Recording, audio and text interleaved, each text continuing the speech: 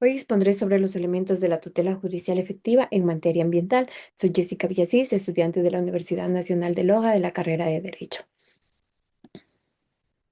El objetivo de esta exposición es comprender los elementos de la tutela judicial efectiva en materia ambiental para su correcta protección.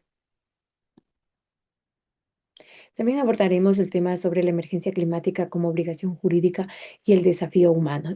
La trayectoria del derecho ambiental internacional ha evolucionado desde la Conferencia de Estocolmo en el año de 1972, que sentó las bases de la precaución, hasta la cumbre de Johannesburgo en el año 2002.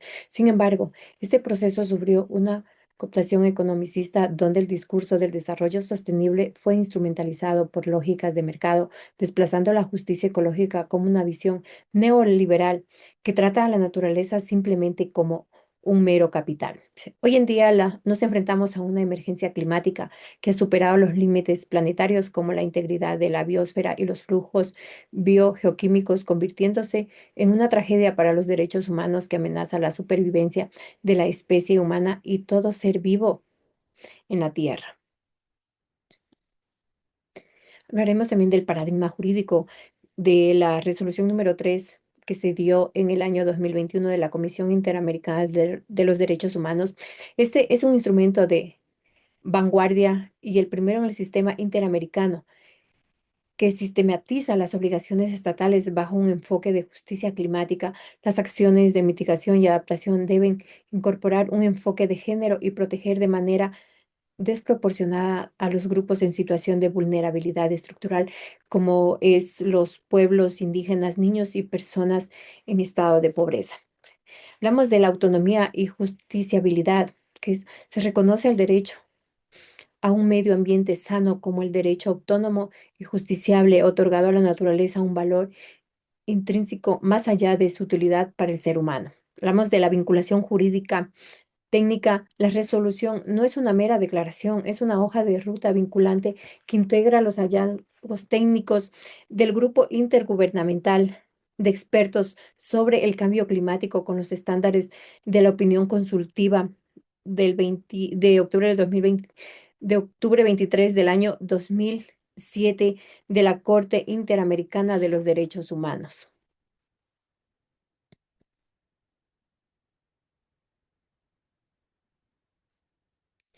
Eh, Hablamos de la dimensión humana y la responsabilidad estatal. Nos habla de la ambición desmedida del hombre, particularmente en actividades como la minería, que ha ignorado que la naturaleza es el soporte de una vida digna. El derecho debe actuar así como un límite a la explotación, reforzando la fiscalización y reconociendo a la naturaleza como un sujeto de derecho.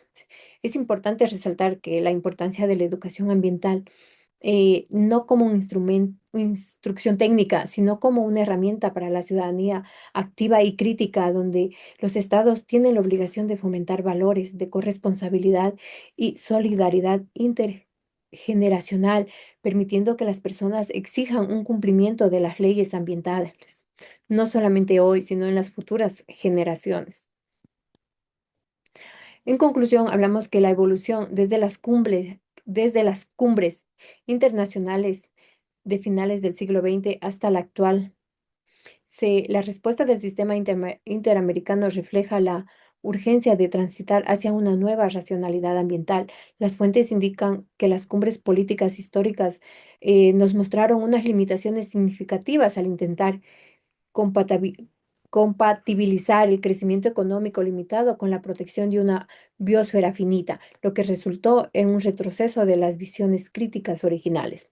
Y hablamos de la emergencia climática actual que exige que los estados dejen de tratar lo ambiental como un factor marginal de desarrollo y lo asuma como un pilar fundamental de los derechos humanos.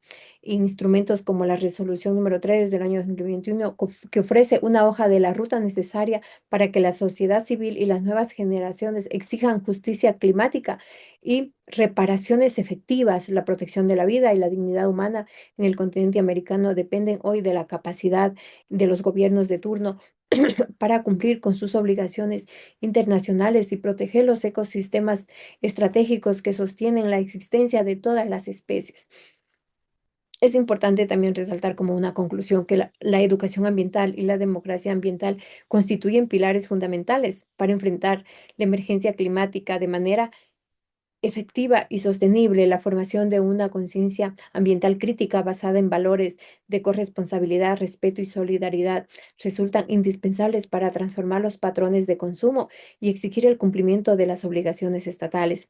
En este contexto, la protección del medio ambiente, particularmente frente a actividades extractivas como la minería, no solo es un deber jurídico, sino un imperativo ético y humano que garantice los derechos de la naturaleza y de las personas, que implica reconocer que el bienestar presente y futuro depende de las decisiones responsables, coherentes con los límites del planeta y con un modelo de desarrollo verdaderamente justo y humano. Frente a estas conclusiones, hacemos unas recomendaciones.